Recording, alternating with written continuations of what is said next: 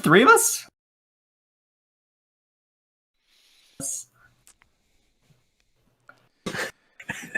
Hello, rulers. Welcome back after a long week of trying to play Force of Will and getting super hyped about Alice Origins 3 to the Teacher's Lounge, your favorite ever live Force of Will podcast featuring myself, Jeremy Franklin, with a new fancy camera that Josh describes as being able to do makeup with.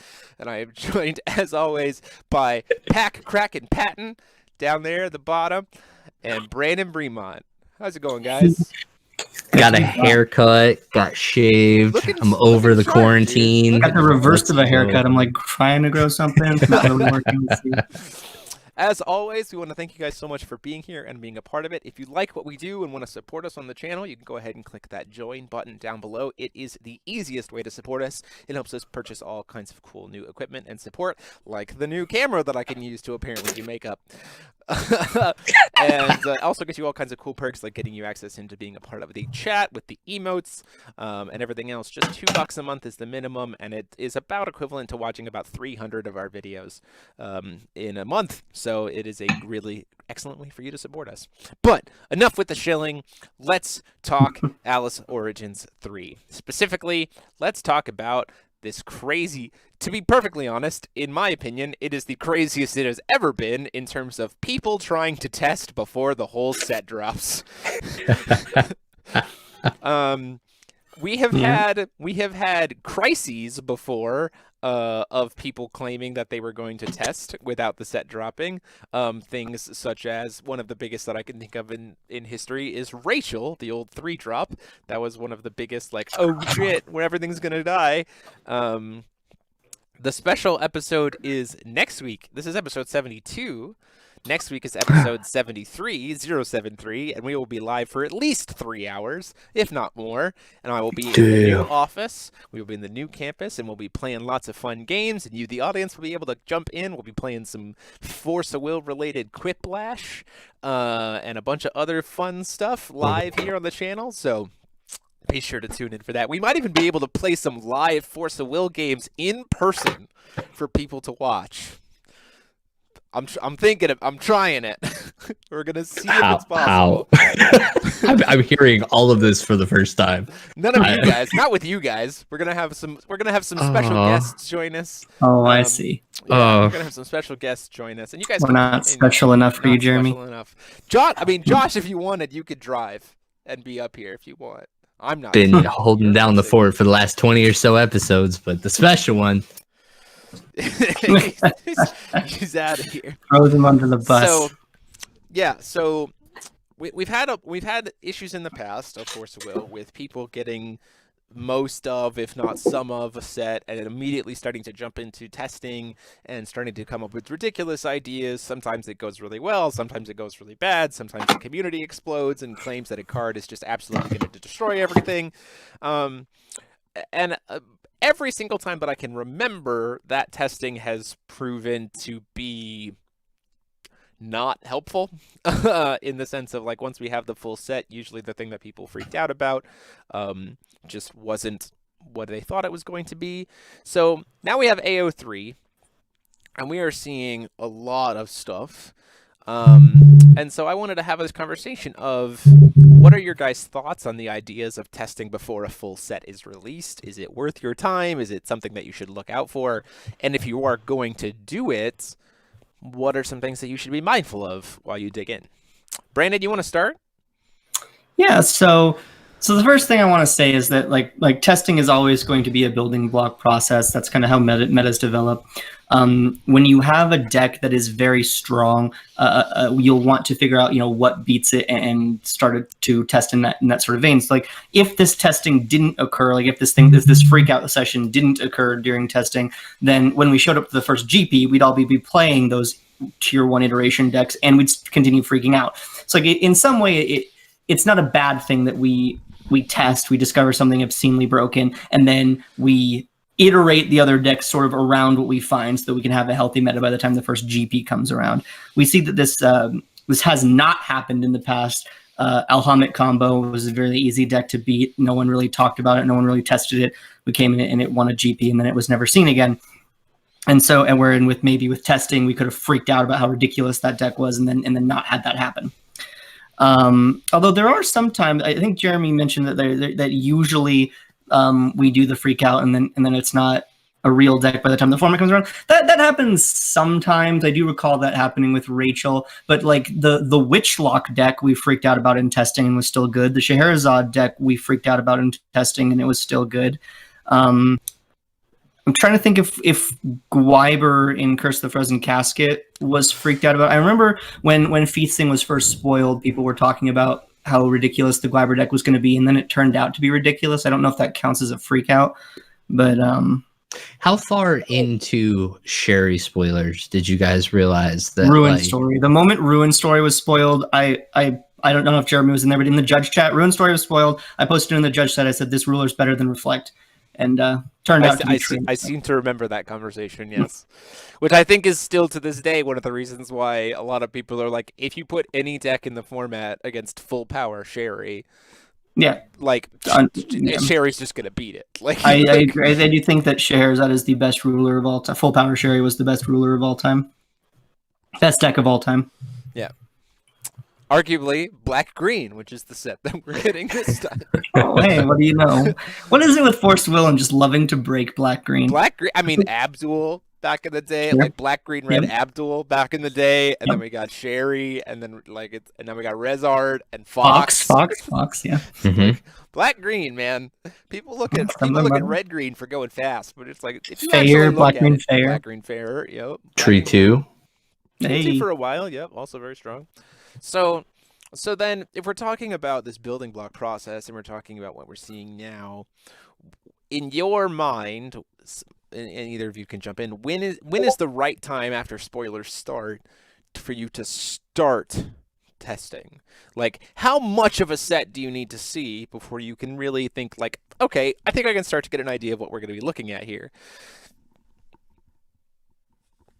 I think my compulsive nature is actually kind of gets in the way of this a lot, because like I want to jump in sooner like everybody else. Like I see everybody else playing with everything and it looks like they're having fun and it's like, oh cool, man, yeah, no, that looks awesome. But like I actually cannot jump in and build a deck until every card has been spoiled and the whole pool is available to me.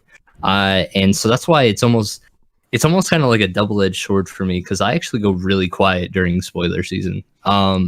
Because I just, for me, it's this in-between time, and I think this has been the worst since we just literally went from like Ghost in the Shell spoilers carried into AO3 spoilers. This will be the longest spoiler season I've ever had.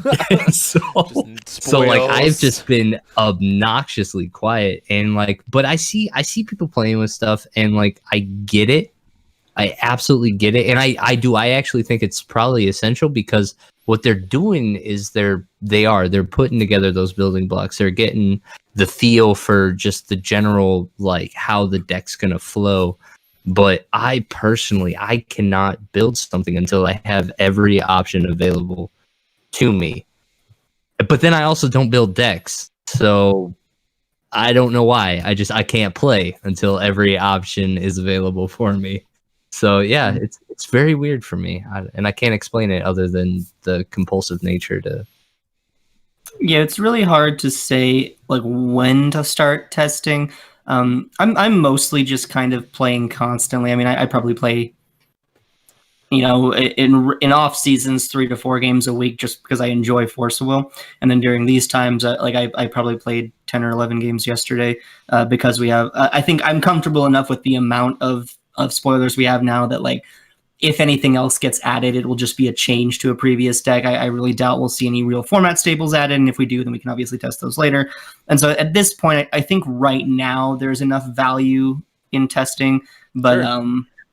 But again, as I was saying, I would have just played anyway, so like I would either do useless testing or new testing.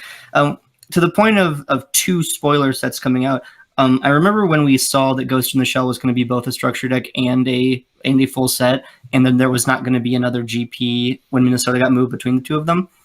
I was very scared of that. I was like, oh god, I don't want to test for 2 whole new sets. Like that just sounds so exhausting. And we got a real blessing in the fact that Ghost of the Cell is just 2 cards in the format. So, well, it didn't really add 2 whole sets worth of stuff to test. So, unless you're talking to Lars. Lars seems to think that Aramaki is still very much a deck for people to think about. I'm playing it right now in the OLS. The Aramaki deck basically draws from nothing else. So like you're either playing the Aramaki deck, which is, I'm pretty sure if I built an Aramaki deck, you built an Aramaki deck, and Josh built an Aramaki deck, they would all be within 30 cards of each other. So I don't think that's going to be a terribly unique situation. Wait. 3 cards of each other? 30 of a 40 card deck? Yeah. Oh, I think he's saying that we would all have the same 30 cards, and that they'd be like 10 different. How could you interpret that backwards? Like, I was just like, okay, we're only playing 10 unique cards. Cool. That's a pretty diverse deck. all right. I'm thinking, I'm like, okay, so it's Major and then Motoko, right? So then we just don't agree on 30 other cards. But seriously, like Major Motoko, like, oh man, that's fun. That's a fun deck. Yeah, I think I'm very excited. The biggest thing for me is I'm very much in the same position as Josh, and it comes from a position of the content creation that I do here on the channel. Since I'm no longer a competitor, I naturally get the benefit of having a lot of competitive friends who do the testing for me, and then do well do well at tournaments, and then I get to play them. Like there's that. So for me, the concept of testing is very different, and I'm very much like Josh, where even to the idea of wanting to play the new cards, I always try to take a first look at a deck as like, how can I build this in a very fun way within its own set, like within its own like concept of what it's introducing. Like I'm going to be building probably Rezard zombies or Rezard vampires or some kind of blend of the two, for the sake of the channel to show off these new cards. I am very much aware that there is a Rezard Sigurd, Alter, Athenia, blah blah blah combo deck. Like I know I know that deck exists, but like I'm not going to be looking at that first. And so for me, if I want to start formulating what decks I want to try to build content around, I need the full set, because I need to know like how much of old cards am I needing to bring in, how much of new cards am I going to bring in. It's one of the reasons I loved playing Valentina, I loved playing Machina, and I loved playing Prisia for the channel, because pretty much all of those cards were new cards. It's why I like a new cluster like this and how there's been kind of this divisiveness, because like I can take 7 or 8 older cards and plug them into a mostly new set deck, and it's fun and it does well at locals and it gets people hyped on the channel. Contrary to popular belief, 90% of my audience doesn't like to see me go off and turn 2 kill someone. Who would have thought? I think the only time I've ever had a good reaction to that was when I won an entire match with Kaguya Croco Sharks in 3 minutes. A match, mind you. So, my goodness. So I think I'm in the same boat as Josh, and I think to the credit of, I do like what you said, Brandon, about the whole idea of building blocks, and specifically what you said about if a new card comes out, it's probably just building on an iteration of the deck that you already have designed. And so to that credence, there probably is, for the competitive player, once you start to see maybe like 2 or 3 cards that you think are foundational for a new engine, then that's the time to maybe start doing testing. Like, I'm trying to think about the way things were spoiled for this set, right? Well, yeah, I mean, thinking about that, right? So, like, I know people were jumping on Rezard and on Arla, like, basically at the first spoiler. So it was like, you had Ruler, Regalia, a spell? Yeah. A spell, maybe? Yeah. And people were already just like, all right, let's figure out what this does. And then you've got the notorious Lars post where he's like, look what I can do with Arla. Look what I can do. Look what I can do. Yeah. But then, like I can't imagine, like, okay, like, you just spent, like, that, like, X amount of time doing that with Arla, and then the bear shows up. Like, is the data you did before the bear still good? Right, and that's the thing that I'm talking about, like, is the point where you can truly jump into the concept of testing, especially on the competitive focus. It feels like you need to see what the deck's actual engine is going to be rather than what your thoughts about what the engine are going to be, right? Because the way Lars described it, if you're looking at the Lars post, right? Lars was trying to do this crazy thing where he jammed a bunch of dudes all on the field at once, and that was the whole game plan, and and he comboed off. And then we got Bear, and it's like, yeah, well, what if we just didn't bring them into play and we had this bear that's a gigantic beast? That's a very different engine, right? And so it kind of spoke to what Arla was capable of doing rather than what Lars thought Arla was going to be doing. And like same thing with Rezard, right? Like I saw a ton of people talking about Rezard and like ways to what you were going to what the reanimation targets are, and we're going to turbo flip in Motoko, and we're going to do this, like we're going to all in on the animation strategy and rah rah rah. And then it's like, oh hey, Rezard can cast stuff from the grave. Here's a good example of what Rezard's casting from the grave, and everything changed for Rezard. Like. Wow. And I think to that end, it's like extrapolating your thoughts about what a deck is going to be, as opposed to waiting until you get something to actually launch off of, like a card to actually launch off of. Seems like that's probably where the like tipping point is. Yeah, run an 8-cylinder engine on 2 spark plugs. I don't know what that means because I don't know cars. But... I get the implication. Yeah. Math, quarter. So you know, and it's a similar thing with like even Reflect Refrain, right? So like when people first looked at Reflect Refrain, people were like, oh, so we're going to be doing this like crazy shenanigans trying to wombo combo off into our infinite with strangers and do this and do this. And then we got the heroes, the red and blue hero spirit, and it's like, oh, so this is the kind of thing that like they're building Reflect Refrain for. Got it. It's almost kind of like we have the players, but we don't know what game we're playing. And so we need to kind of actually see what the rules of the game are, and then we can start actually planning for it. Think of it like there's a game, what is it? I think it's called Mao. It's this very silly card game. I think it's called Mao. And the only rule is, we played this a lot in my high school with new people. It was very fun. The rules of Mao is we don't tell you the rules. So when you sit down, you get dealt a hand, and all you have to do is like your first time, you think you know what the game is, but then you have to start playing it, and then you suck at first, or you have an idea of what it's going to be at first, but then you start to actually learn what the rules are, and then you start to get into it.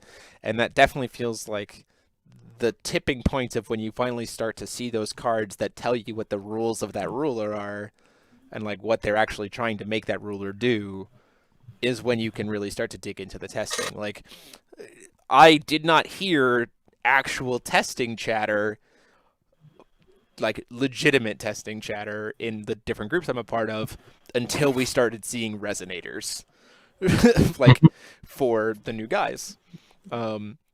And you know, I think that's a good credence. So, but I think that there is so I think we've kind of hit it in terms of when do you start.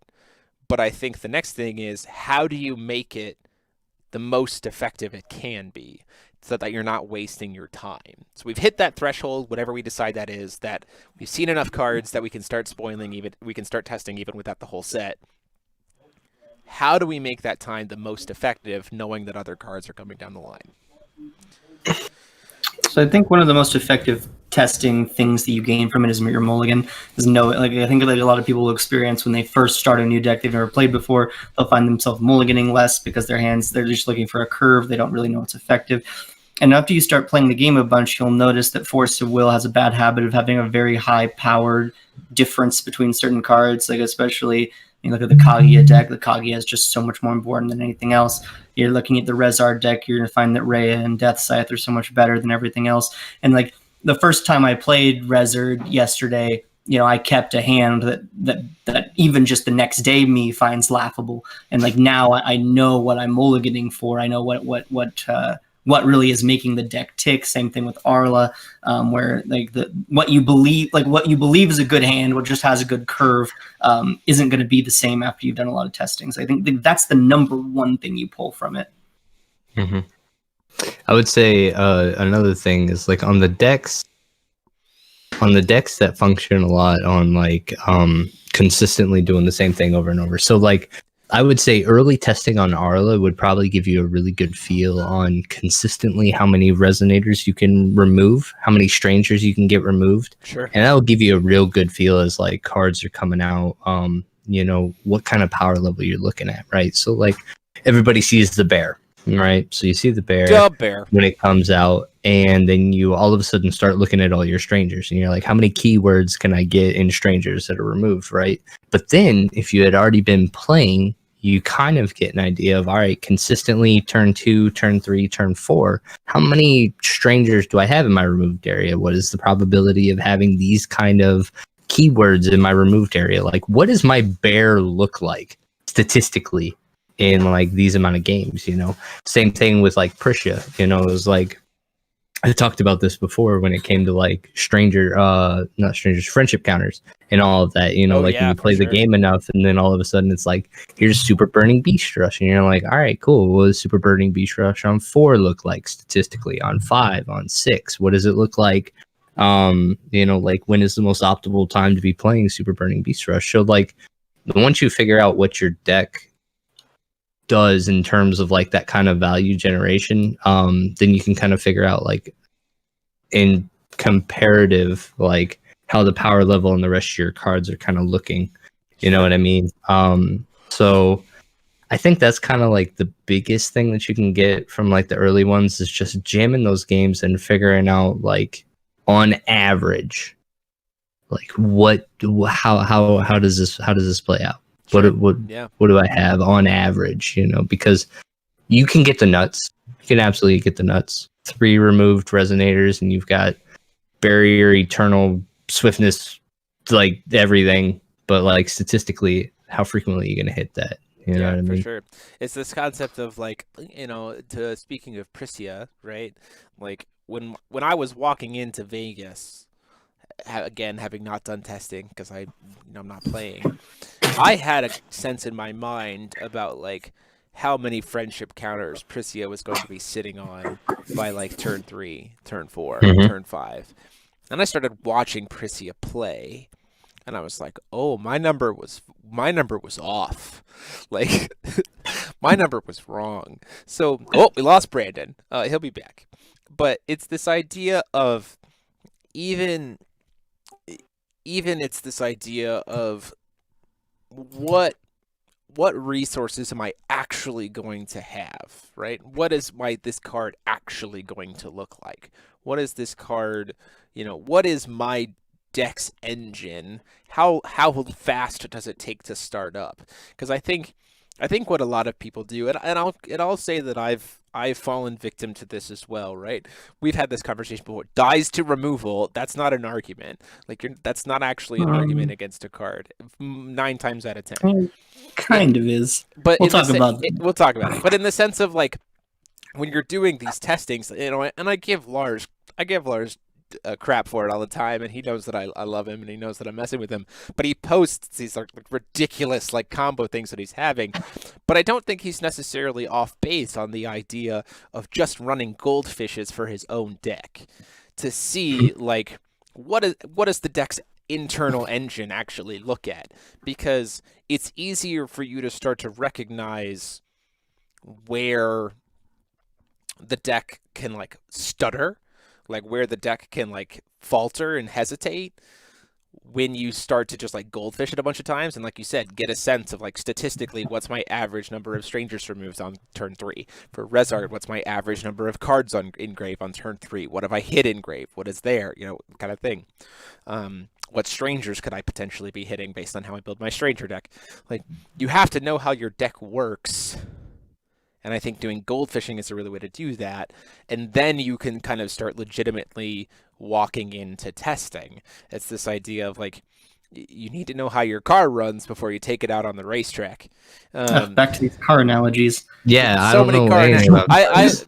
I don't know anything about cars, but I do know how to make good analogies. It's that Lesson from the teacher's lounge today: stay off the racetrack, ladies and gentlemen. racetrack. Stay off. But I mean, but like, it's the same credence of there's definitely something to be learned purely from goldfishing, but I think it's important to recognize that goldfishing does not equal what it looks like when it's being interacted with. It purely just gives you a sense on what your deck is trying to do and how efficiently it can do it. And I think that that's a really important lesson to learn here, because then you're better like set up and knowledgeable to start throwing other things against it. Right, I've seen a lot of people, and Brandon, I think, can attest to this too, is we've had a lot of people in Force of Will's history who say they've built this really cool deck because it's been successful, and they're like, their experience of why it's good is because they've played it against other people at their locals, but they maybe haven't actually sat down and looked at what is your deck actually trying to do, how consistently can it do it in a vacuum. Right. And then you can start to see how it actually does in a true competitive environment. We've had a lot of people who will, you know, it's one of the reasons why deck doctors have popped up in not just this game, but other games, is because you have a player who's like, oh, my deck did really good when I was playing testing against my friend who didn't know how my deck worked, and I was just goofing around. So clearly it must be good, but then you play them and they're like, oh, I just didn't draw the cards that I needed. And it's like, wait. Maybe let's sit and talk about why you didn't draw the cards that you needed. Maybe let's talk about how your deck is actually assembled, what you're trying to push for, how do you get to it, how consistently can you get to it. And that kind of testing, I think, during this spoiler season is, I think, the stuff that you can really do, because you don't have to think about what the answers are to your deck, because you're just trying to think of, is this a deck? Yeah, and if I can extrapolate on that just a little bit. You were saying my deck tested well in testing, and I think it is a good deck. But it's important to keep in mind that decks are not intrinsically good or bad of their own merit. They exist in the meta that they're being played in. So, like, whether or not a deck, I mean, like Necrolance, if you just copy pasted Necrolance in today's standard, it would be egregiously unplayable. I mean, and completely terrible. But it was good back then. So, like, if you took your Necrolance deck and you said, is this deck good? Well, it's kind of a ridiculous question. Like, you have to see and look and see what's around it. And I bet you your friend is not very representative of the entire Force of Will meta that you're going to find at a GP. So when you say, this deck was good, I tested it in testing, that's meaningless to me. It's good, did you test it against everything? Do you have a game plan for everything? Do you understand how this matchup is going to look? And so, yeah, saying that this deck is intrinsically good, please fix it, is a meaningless statement to me. I mean, it just is useless. How does it interact with the rest of the meta? So that's that. Yeah. Do we even have metas anymore? I've been thinking about that like a lot lately. I think we do. Like, well, we had a meta for one tournament. No, like, I'm gonna be honest. Like, all right, so like, let's take Vegas. Let's take Vegas for instance. Mm-hmm. There was a shit ton of Melgus there. I mean, the United States doesn't count. That's a no, literally, like, Prisha was supposed to be the red representative. Like, that was, but like, it didn't. Like, people are just playing whatever the hell they want. I don't even think there is a meta. No, people playing whatever the hell they want is a meta. Yeah, I mean, that's true. If you expect Collinsville to be full of people playing whatever the heck they want, then having an intrinsically good against the field deck is going to be powerful. If you expect everyone to show up playing Rezzard, then having a deck with 4 main board Graveyard Hate and 8 more in the side is going to be a good meta choice. And so part of the competitive decision is this figuring out, what are we going to see there? Is it going to be people playing the machines deck that they built last format and didn't want to improve upon it? Is it going to be 80% Rezzard? Like, we'll have to see. Yeah.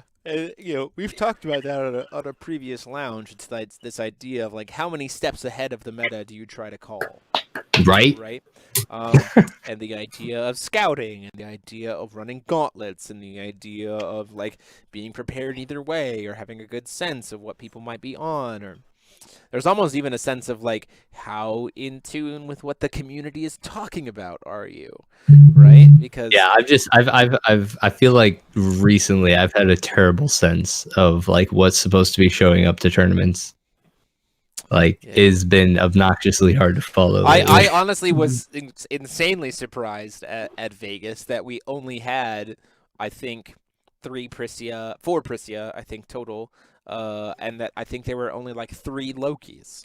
I was under the impression that it was going to be like a couple Melgis, a bajillion Lokis, and then a bajillion all rogue Prisia. skilled on Loki. Right? Like, that was what I thought. That was what the meta was going to be, right? But Yeah, then, me too. But then, that wasn't what it was. And in the United States, the U.S. more than others has definitely had a stronger influence of people playing whatever the hell they want than other regions have had. But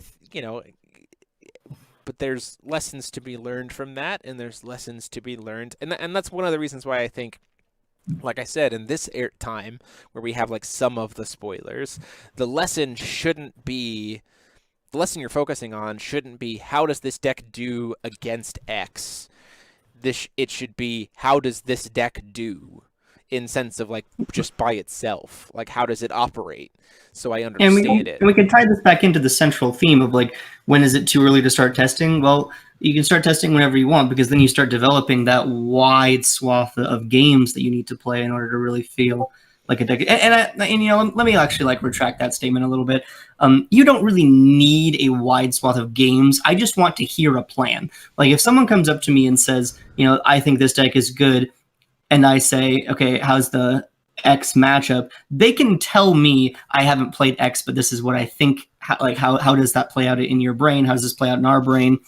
And that's fine. That's fine. I'm not actually saying you need to sit down and play the 50 plus games you would need to play against everything. I just want to hear a plan. That's all I care about when I'm in testing here. Like, and then from there we can figure the rest of the deck out. Have we gotten anything? So like new rulers and all that stuff. Like I guess I would jump in once the fetches for the regalia are revealed, if any. So like one of the biggest things that set AO2 away from AO1 is that the regalia for Prisia and for Machina, it was obnoxiously more accessible than any of the other stranger rulers, and that's what made them like stupid powerful, right? Like, so like before we had our Percivals, where it's like, look at top 5, and I was like, I missed. But then we got Maribel, and we also got the friendly mole, right?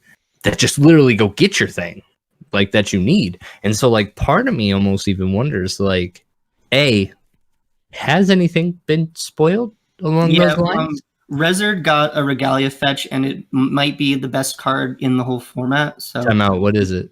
Rhea.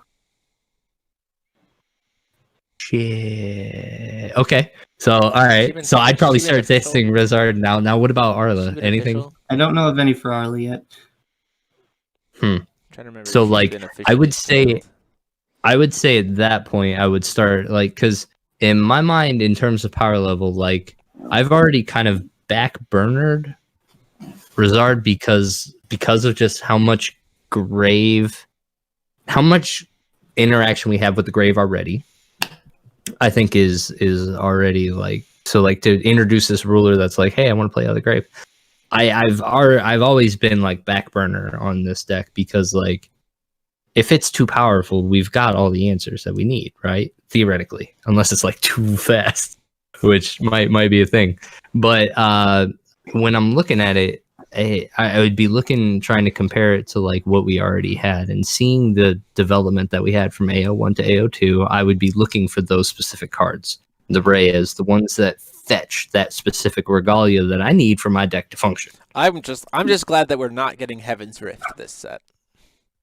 Heaven's Rift, yeah, that was like literally because everyone was like, "Yeah, Rizard," and I'm just like, "Okay, well, we can't put Dark Alice in this deck, right?" Like, you absolutely can. Dark Alice is you can find for 1 off of Life Stealing or Sack Altar, and so one now, copy. Hold on, time out. Tell me how you feel about Sacrificial Altar. Someone hasn't been sitting in the Facebook community in the past couple days. So like how deep into this deck do I need to go for you? Because I just want to remind, or at least fill everybody else in, that back when that card was originally spoiled, Brandon and the Rogues Guild had a nice heated discussion about the power of that card. Did we? Oh yeah, I remember not liking it, but also.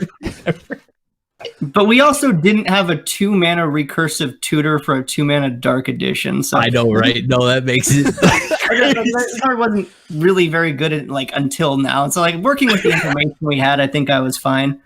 But yes, it's very good now. Yeah, no, now that little tutor for it. Yeah, it's interesting to me. In talking about testing and talking about the power level of stuff, one of the things that stands out to me as I'm looking at this set, as I'm looking at a lot of the discussion that's happening, is set 3 in Force of Will's history tends to be the big shakeup set for a lot of what happens. We full blast to the end of the cluster, right? So it's interesting to me to see the discussion, and I'd like to hear your guys' thoughts on this as well. It's interesting to me that the deck ideas that are being tossed out, and just how much between the different rulers, the discussion involves New Valhalla cluster cards. I saw someone today, Brandon, you made a very funny post. It was a very funny meme about Rezard. I really enjoyed it. Thank you. I really enjoyed it. But then we had a conversation later, and I've talked with a couple people as well in a similar vein of when they're talking about Rezard, of the new rulers right now, Rezard is the one that I'm seeing the most discussion of new Valhalla cards being involved with. Looking at Prisia doesn't use a lot of new Valhalla. Looking at Faria and Melgus, don't use a ton of those. Looking at Lenneth, definitely not for Lenneth. Looking at Machina, there's a little bit, but not too much, because Machina and Arthur are different concepts, and we've had that conversation.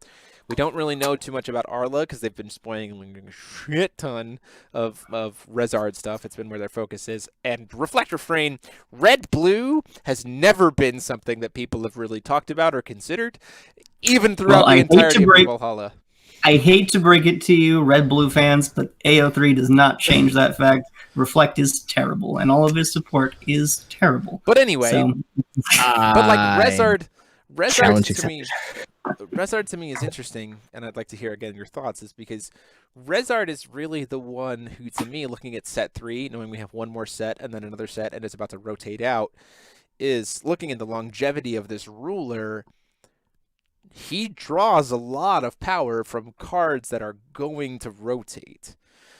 And so we have 6 months before that happens, but I'd like to hear your thoughts about that idea that Rezard, seemingly so much more than any other ruler right now, is tied to a lot of his strength is tied to New Valhalla, and what your thoughts are on that.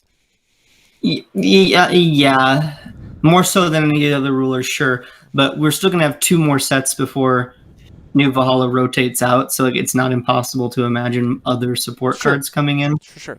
But the deck looks different when it happens. Yeah, I mean, losing Life-Stealing Altar is big. Athenia. Losing Dark Alice opens counterplay.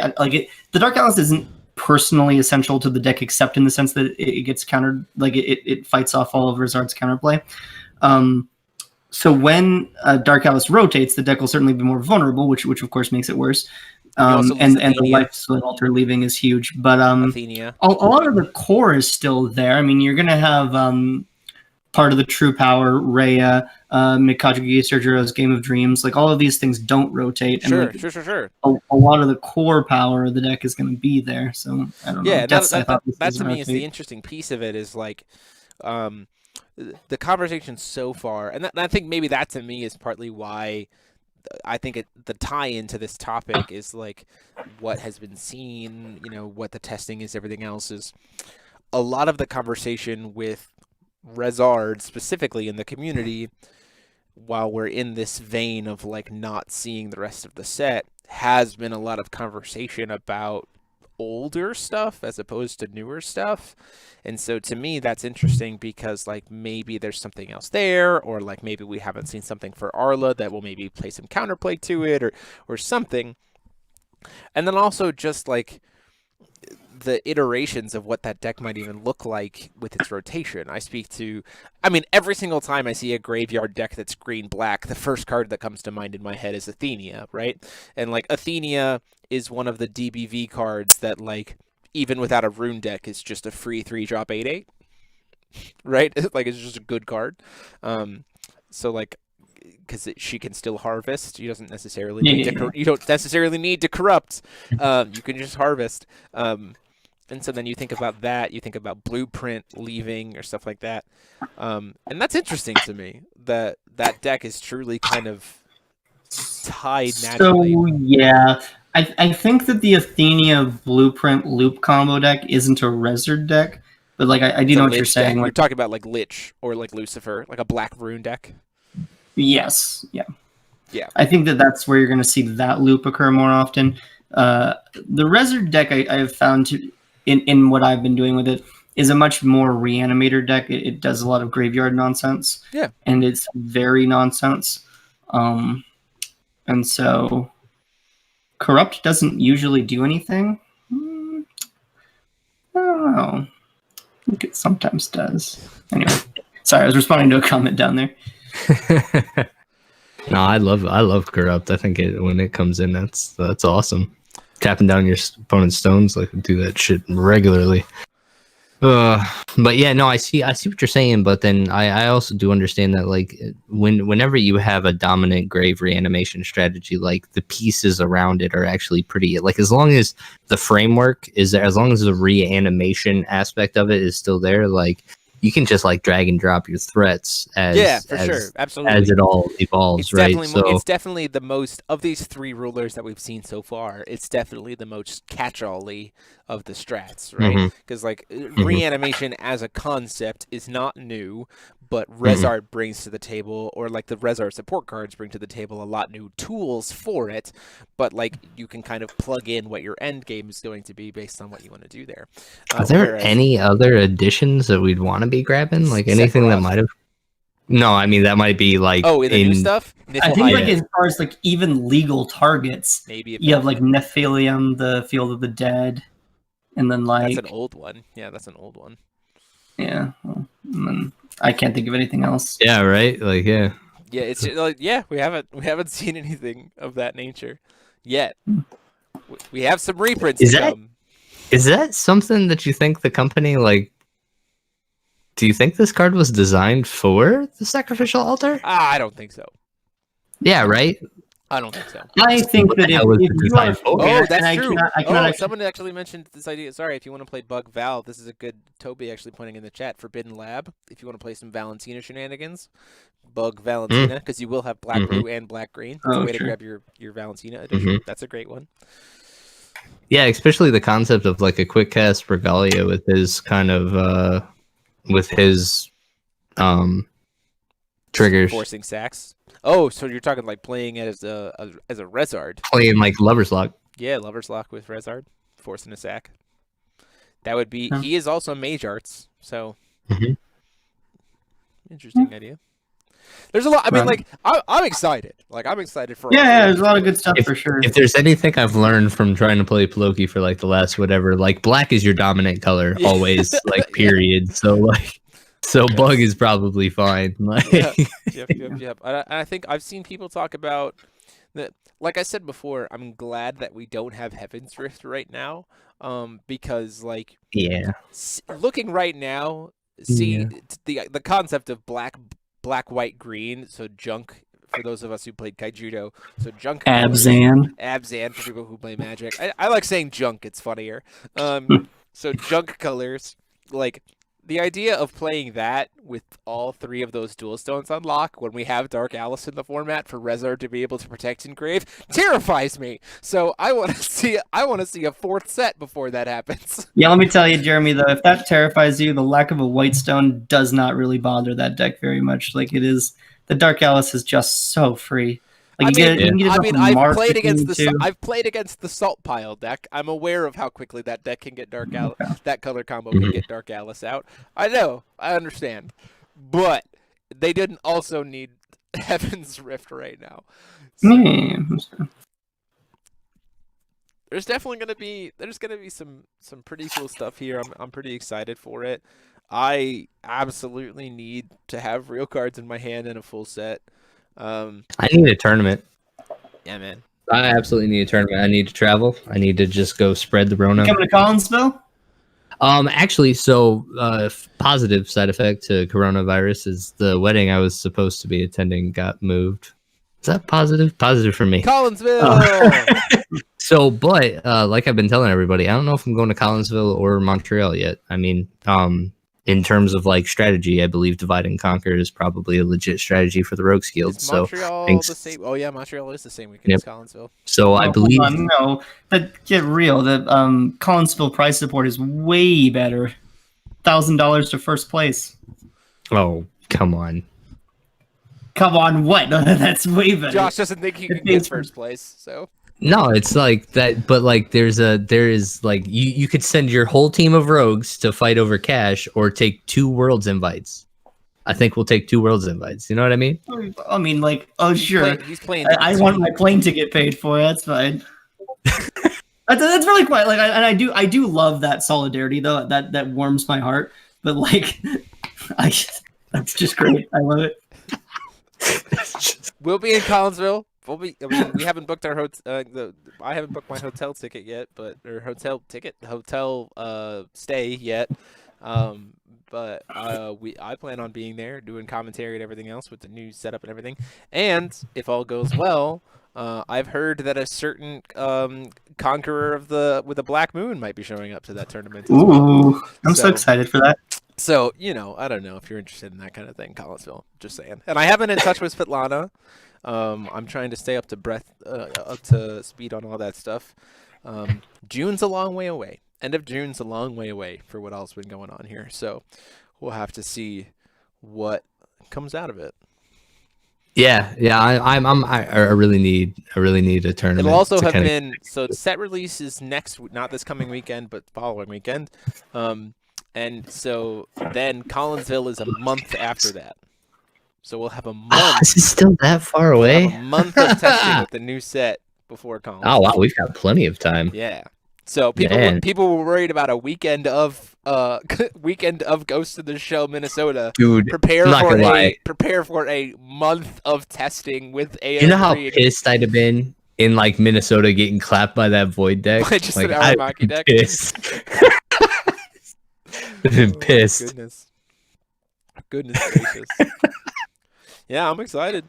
Getting clapped by that Void deck. Maybe you should just bring Melgus to the GP and then not get clapped by it. Hey, red is the way. All right. There you go. But I'm getting a new red deck. It's called Refrain. And that's great. You have to. Since I said Reflect was bad, now you have to show me that Reflect isn't bad. Is that the idea? Amen. In Canada. We gotta invert. Invert. Can't like show you to your face. Invert your ruler. Hey, invert. Hey.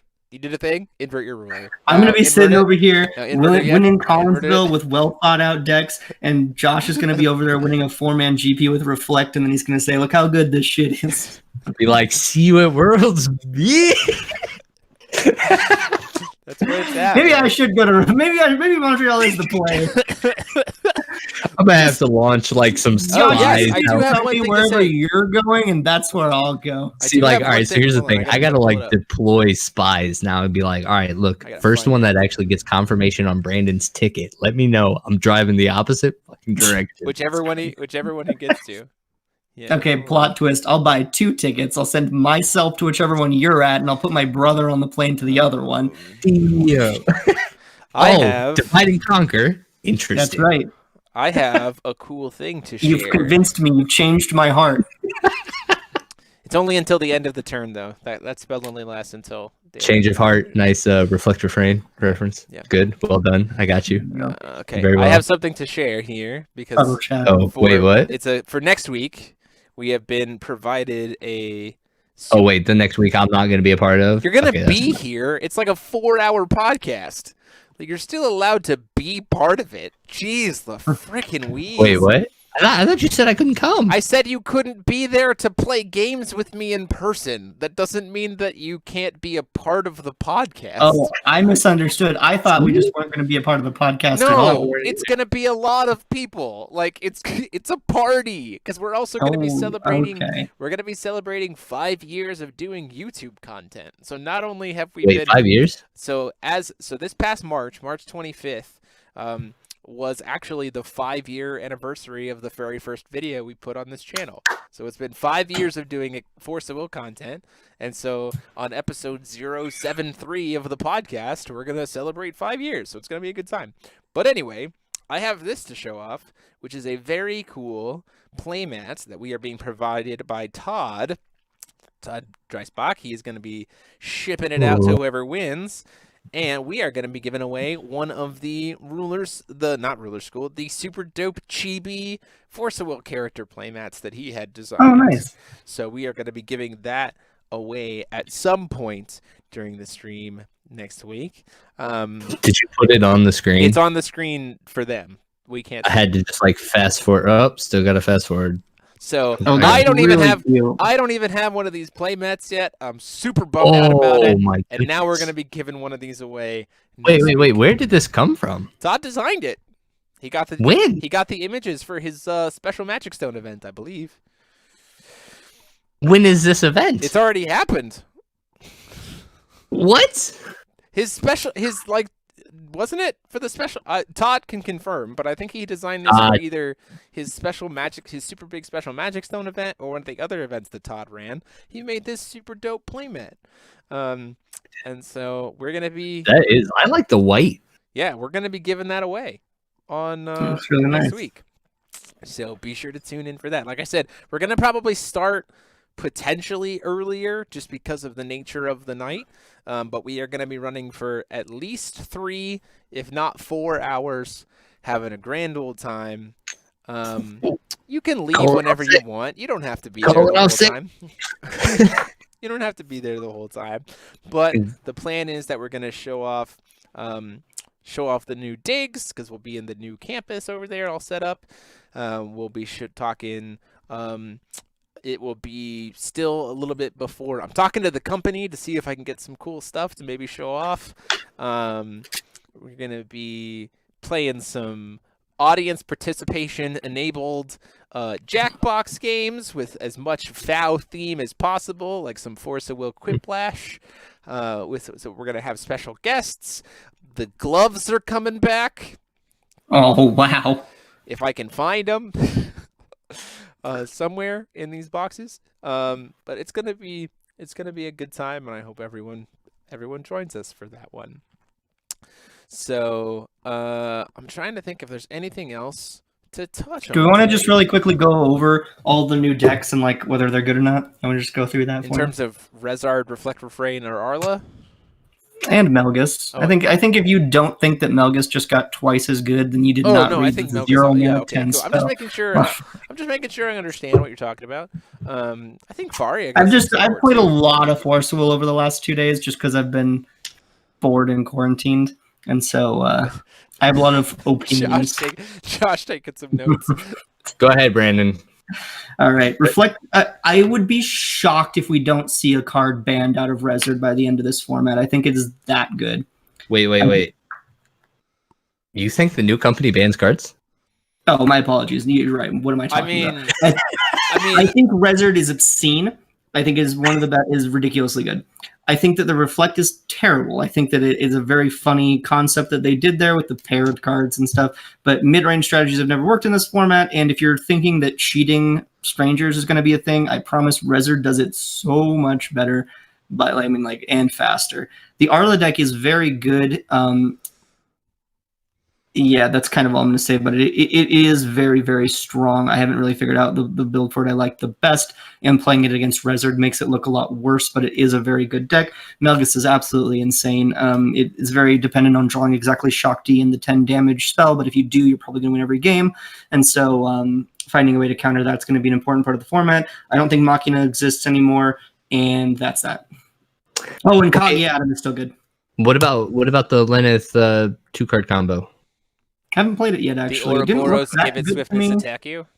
No, I'm just like, end of turn, Ouroboros, then, like, I don't think you have to do swiftness, right? It's a quick cast spell? Yeah, that's true. Yeah, with the Regalia. So Caduceus on your turn, pass turn, and then end of their turn, get Ouroboros, 2,000, recover, swing. Yeah, no, I've heard of it. It seems okay. It's one of those weird decks, like a Hummet combo, that's, like, only good what people don't know about it, because, like, no, I mean, it should be disruptible.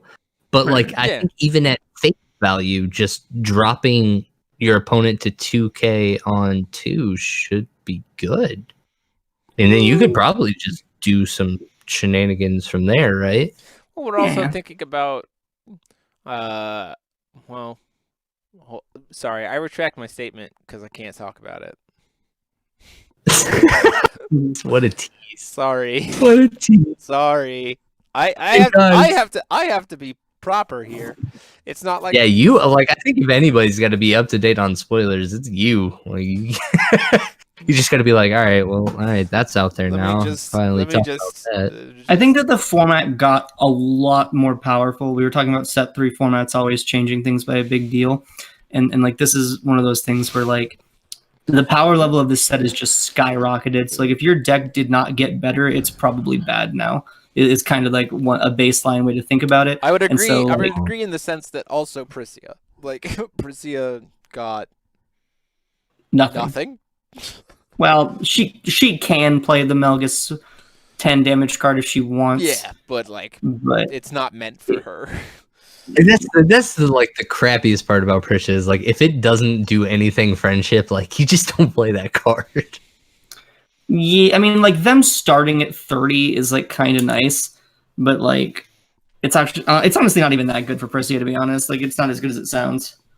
I'm excited for all the stuff that gets built that's not competitive.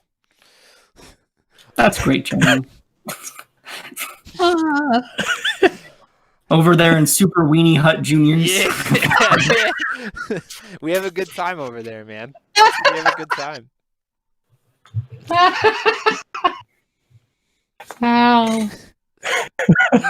Yeah, the concept of this, you know, I agree with you in the sense of the Ouroboros deck being definitely the closest thing to the Alhamat combo that we've had for this format of like, if you know that it exists, you can prep for it, and if you've prepped for it, then you're probably not getting clapped by it.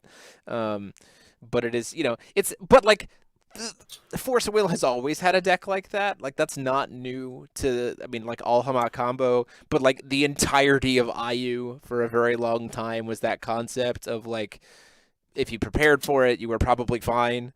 You know, my biggest thing with the Lenneth deck though is this combo now just replaces like maybe like, I mean, replaces 8 of those cards, right? But like the Lenneth Shell was a really good control deck anyway. Was it? Oh, I played it in an OLS once, and it was like, it felt. It did really good in testing with your play group. It felt like I had answers frequently, and I was able to stall and control till like real late game with relative ease, and it was very interesting because I didn't know the deck could do that, but.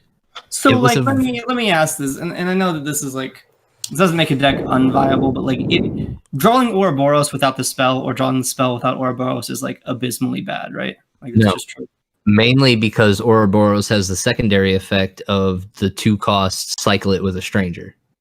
So like even without the spell, you can do stuff, right? Especially that worth 2 mana. Well, if you have Caduceus, if you're doing it during their end phase anyway.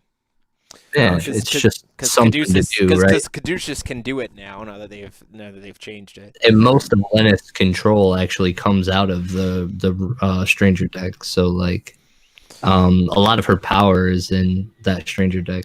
The only weirdness is when you shuffle in Ouroboros and then you draw Ouroboros. Because it's Knock shuffle. that off. Is that how we Stop. confirm that work? Are we still like having a discussion about whether or not that works that way? No, we're not. No. Okay. Like it's been confirmed that Caduceus now works for 12 protective deities anywhere. No, I know, but like the Ouroboros going into the stranger deck thing. That works. Okay. Ouroboros goes into the stranger deck, and then you shuffle Okay. the stranger deck, and you draw a stranger. So sometimes Okay. there's a very small chance, based on how many strangers are left, that you could shuffle in Ouroboros, shuffle it, and then draw Ouroboros, and then you cry. So then, from a rules perspective, now that like That deck has shit to can have the exist. same. That deck has to Yeah. have the same sleeves. I mean, I would assume that all of them should at this point, right? Like, I know nothing says in the rules, but like, you should be playing with a stranger deck that is the same sleeves as your main deck, right? I've heard rules. I've heard some people. I won't speak to the credence of it. I've heard some people talking about the idea of keeping extra sleeves on hand so that if, for instance, a situation comes up where you have to sleeve up a stranger to go into your main deck, you can quickly, without disrupting the game state, de-sleeve, re-sleeve, shuffle it. But Better I mean, that's idea just to a good- have it in the sleeve already. better idea That's is just to a good absolutely have competitive it. tip anyway. Yeah. Like, whatever you sleeve your deck in, make sure you keep all of your extras. Like, the last thing you want to do is have one like Wait, sleeve. and I thought strangers couldn't go into the main deck. Though. They Am I can. going They crazy? can now. That's all been changed. So Oh. like, All been changed. so I knew there was a change. I just wasn't like yeah. exactly sure what it was. Strangers can now go to the main deck after the game has started. For the purpose of deck building, they have to stay in the stranger deck, and then once the game starts, they can be moved to the main deck. But on that note, that is the end of our time for tonight. Wonderful conversation tonight.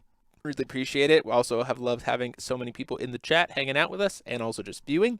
If you guys want to get access to the chat and be a part of the next conversation, or specifically next week's super big celebration, you can go ahead and join us as a member on the channel by clicking that join button down below. $2 a month. Super easy. Hey, Josh, maybe don't forget to change over from Patreon to being a member so that you can get into the chat.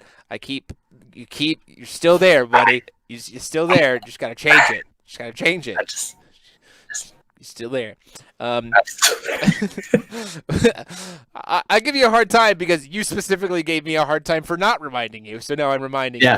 Yeah, but you didn't remind me on the 30th. Yeah, well, That's when you got to I'll remind remind me. you. Okay, got it. I'll remind you on the 30th. Put it in your phone calendar, like right now. But anyway, enough of me harping on Josh. Thank you guys so much for watching. We'll see you guys next week for the big celebration. And until next time, this has been myself, Jeremy Franklin, and I have been joined, as always, by Josh Patton, Pack Kraken Patton, and Brandon Bremont. And we'll say see you all next time. So until then, class dismissed. Have a good night, everybody. Good night. Bye.